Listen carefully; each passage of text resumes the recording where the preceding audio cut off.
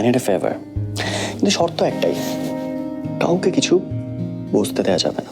আমি ততদিনই তোমাদের সবার কাছে ভালো হয়েছিলাম যতদিন আমি অন্ধের মতো তোমাদের সব কথা বিশ্বাস করতাম।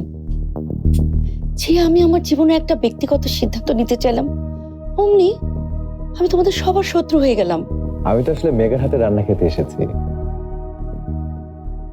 মেঘা এত করে আসতে বললো যে না করতে পারিনি।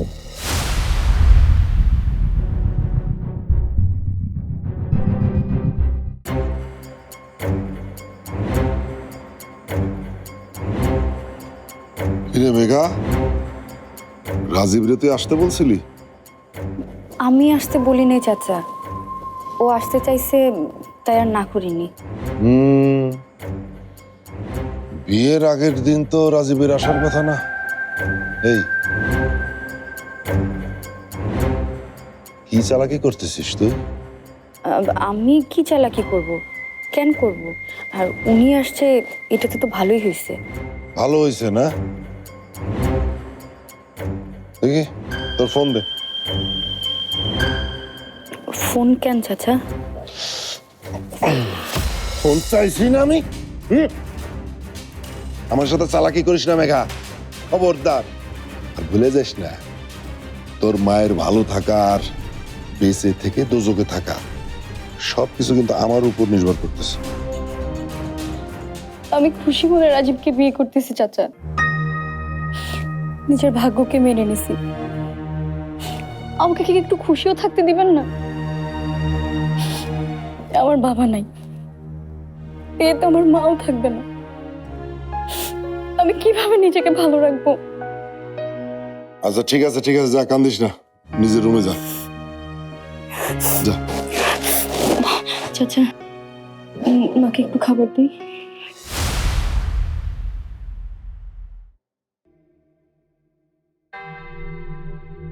কিছু একটা বুদ্ধি তো তুই পাকাইতিস রে মেঘা। একই বংশের রক্ত আমাদের দুইজনের শরীরে, দুইজনের মাথায় একই প্যাঁচ খেলে। তুই যতই জয় করিস কিছুই করতে পারবি না, যত চেষ্টা করিস না কেন।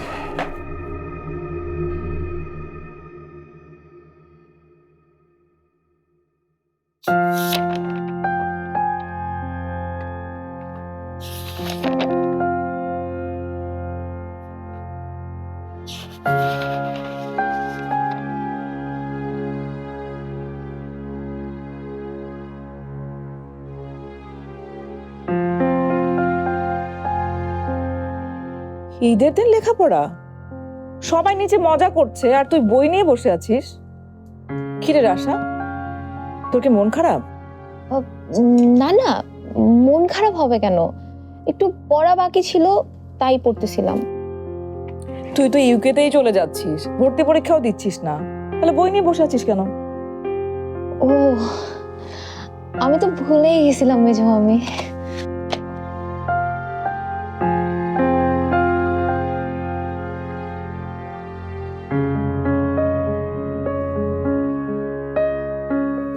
তুই কি আমার কাছে কিছু লুকাচ্ছিস রাশা? কি নিয়ে এত চিন্তা করছিস বলতো? না না, আমি কি লুকাবো? তুমি তো জানোই মেজো মামি, আমার ওইসব উৎসব কোলাহল একদমই ভাল লাগে না। সাইলেন্ট মুডটাই আমার বেশি ভাল লাগে, তাই একা ছিলাম। এটাই কি আসল কারণ, নাকি তুই আমাকে মিথ্যে বলছিস? মিথ্যা কেন বলবো মেজো মামি, বিশ্বাস করো।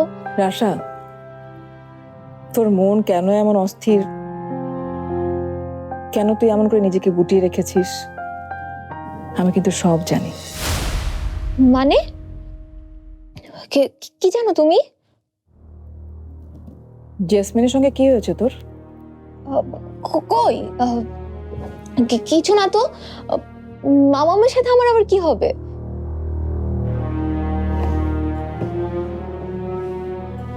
কিছু যদি নাই হবে, তাহলে জেসমিন তোকে ব্যাকইয়ার্ডে কেন ডেকেছে, তা আবার একা? আমাকে ডাকছে ব্যাকইয়ার্ডে? আমাকে দেখে বললো তোকে যেন পাঠিয়ে দেই। আর মুখটা দেখে মনে হয়েছে প্রচন্ড রেগে আছে। তাড়াতাড়ি যা, অনেকক্ষণ ধরে অপেক্ষা করছে। যা।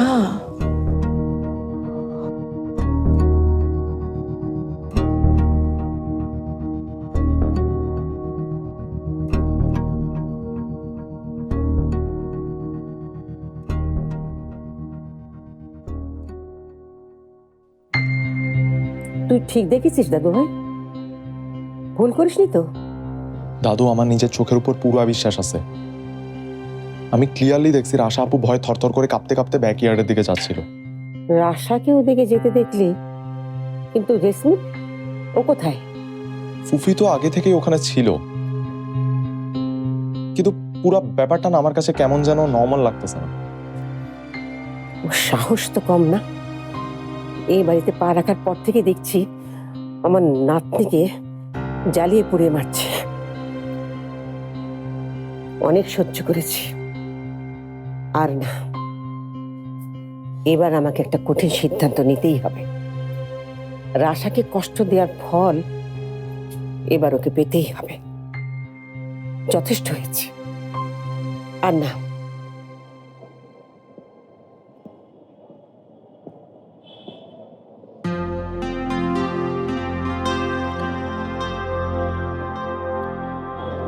মাম্মাম, আমাকে ডাকছো তুমি?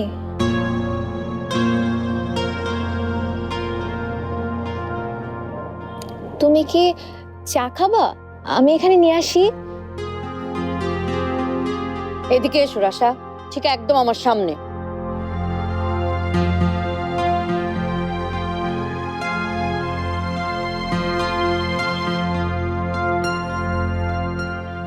দোলনাটাতে বসো। না মাম্মাম, আমি দাঁড়াই ঠিক আছি। আমরা এইভাবে কথা বলি। আমাকে দিয়ে এক কথা দুবার বলাবে না, যা করতে বলেছি করো।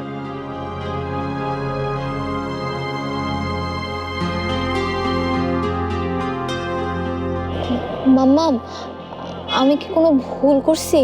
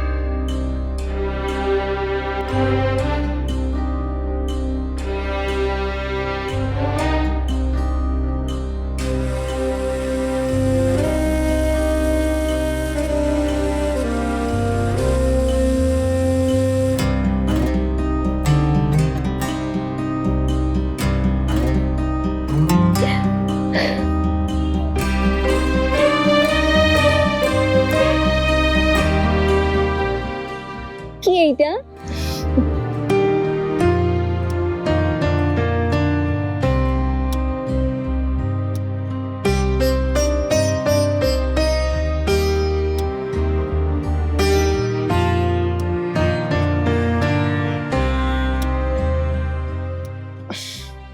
এটা আমার ছিল, এখন থেকে তোমার। তুমি চাইলে কাল তোমার বিয়েতে পড়তে পারো।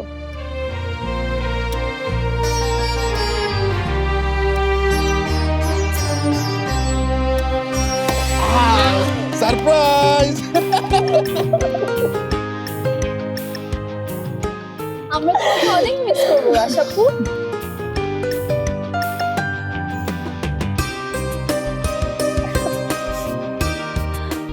তোমরা সবাই মিলে আমার জন্য এটা করছো, আমি টেরই পাই নাই।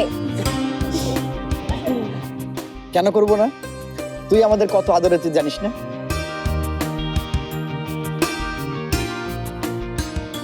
কাল তো উড়াল দিয়ে চলে যাবি আমাদের ছেড়ে। আজকের এই মুহূর্তটা তোর জন্য।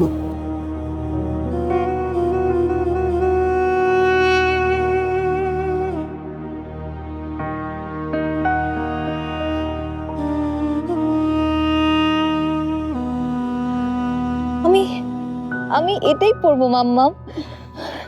এর থেকে সুন্দর শাড়ি আমি আমার জীবনেও দেখি নাই।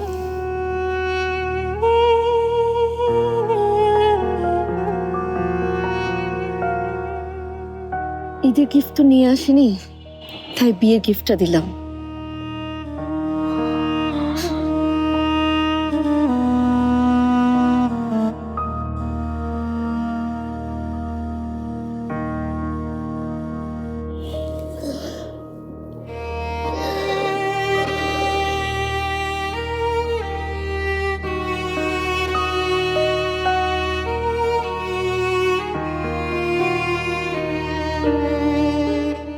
রাশা আপু, এখন তোমার ওসিডি হইতেছে না?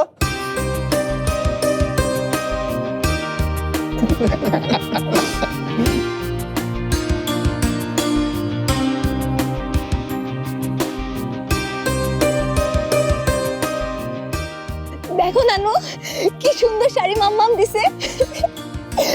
মামি, আমি কিন্তু কালকে এই শাড়িটাই পরবো। নিনা, নিনা দেখো শাড়িটা সুন্দর না? মামা, মামা, মামা দেখো, মাম্মা মামাকে তার বিয়ের শাড়িটা দিয়ে দিছে।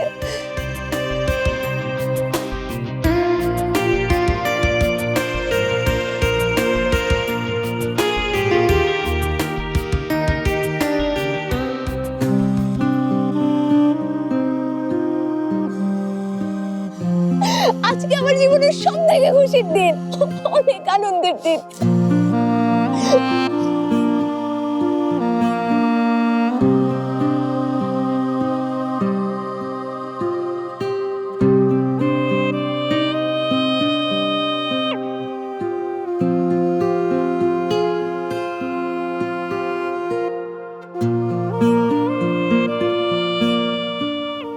তোমার জন্য আমি এতটুকুই করতে পারতাম রাশা, এর বেশি কিছুই সম্ভব ছিল না আমার জন্য। বাট এই এতটুকুতেই তুমি এত এত খুশি হয়ে যাবে আমি কল্পনাও করিনি।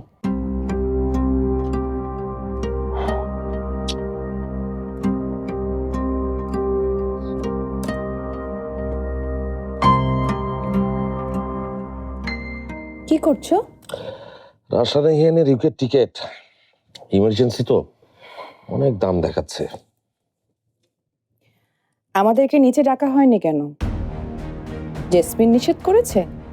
জেসমিন কি বললো না বললো সেটা এ বাড়ির কেউ গুরুত্ব দেয় না, তুমি ভালো করেই জানো। আসলে আজকের আয়োজনটা করা হয়েছে শুধুমাত্র রাশার জন্য। মেয়েটা এতগুলো দিন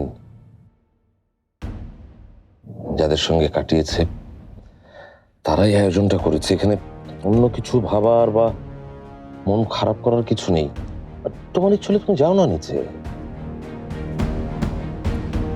আমার কোনো ইচ্ছা নেই প্রতিদিন হাসি মুখে ব্যাকইয়ার্ডে সবার সাথে গেট টুগেদার করার। নাহিয়ানকেও তো নিচে দেখলাম না, তার মানে কি ওকেও ডাকা হয়নি? তাহলে তো বোঝাই যাচ্ছে বরপক্ষকে বাদ দিয়ে এই আয়োজনটা চলছে। কিন্তু নিনা তো ঠিকই আছে।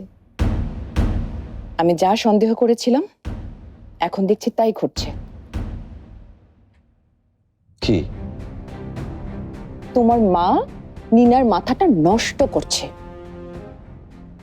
আমার আধুনিক মেয়ে কদিন পর পান সুপারি খাবে। নাহিয়ানদের বাল্যবিবাহ তো তোমরা দিচ্ছই, নিনাকে নিয়েও হয়তো এমন কোনো ফন্দি করবে।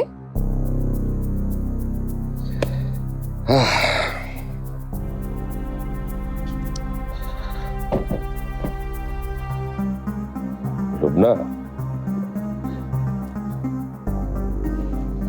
শোনো না লুবনা, তোমাকে ইউকের ডক্টর কি বলেছিল তোমার মনে নেই? এই ওভার থিঙ্কিং করাটা না তোমার প্র্যাকটিস হয়ে যাচ্ছে। এটা কাটাতে হলে তোমার ভালো ঘুম প্রয়োজন। সরি শাফায়েত, তোমাদের এখানে থাকলে ভালো ঘুম খারাপ ঘুম কোনোটাই হবে না আমার। যা হবে শুধু দুশ্চিন্তা।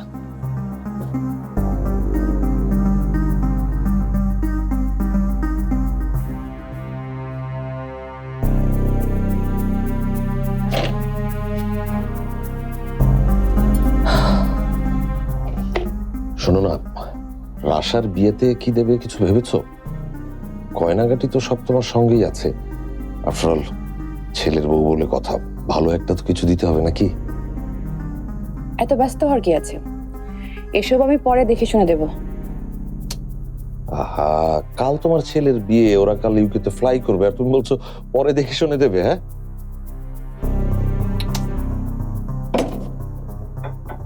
শাফাক, আমার ঘুম পেয়েছে, লাইটটা প্লিজ অফ করে দিও।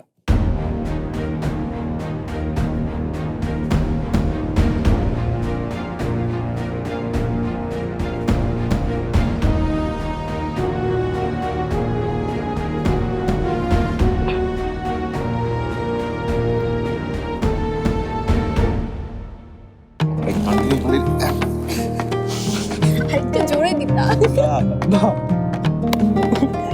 একটু দিতে।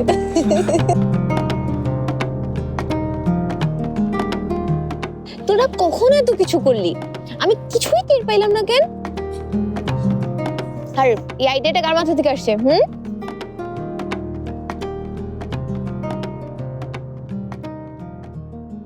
শুভ্র, দেখ মেয়েটা কত খুশি হয়েছে। মেজো ভাই, আমি রুমে যাই। এখন কেন যাবি? কিছুক্ষণ থাক। আমি আসলে সম্পর্কের মায়া মমতা থেকে নিজেকে মুক্ত করতে চাই মেজো ভাই। এ কারণেই নাহিনের কথায় প্রথমে এখানে আসতে চাচ্ছিলাম না। ও কাল চলে যাবে বলে আমাকে রীতিমতো ইমোশনাল ব্ল্যাকমেইল করে এখানে আসতে বাধ্য করেছি। কিন্তু এখানে এসে দেখলাম তাতে আমি নিজেই ইমোশনাল হয়ে যাচ্ছি। রীতিমতো চোখে পানি চলে আসছে। দেখো তো কি দেখতে হবে না ভাতিজাটা কার। নাহিয়ান ঠিক আমার মতো হয়েছে, সবসময় হই হুল্লো নিয়েই থাকে। তুমি হই হুল্লোড় করো, আমি যাই।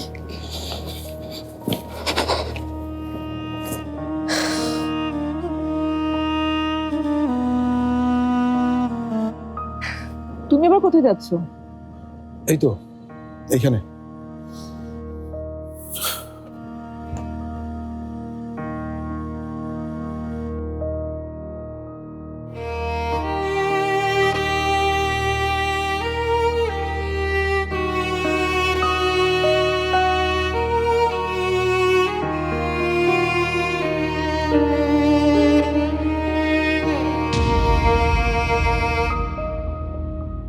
দুটো মানুষকে ধরে বেঁধে বিয়ে দিলেই সব দায়িত্ব পালন হয়ে যায় না।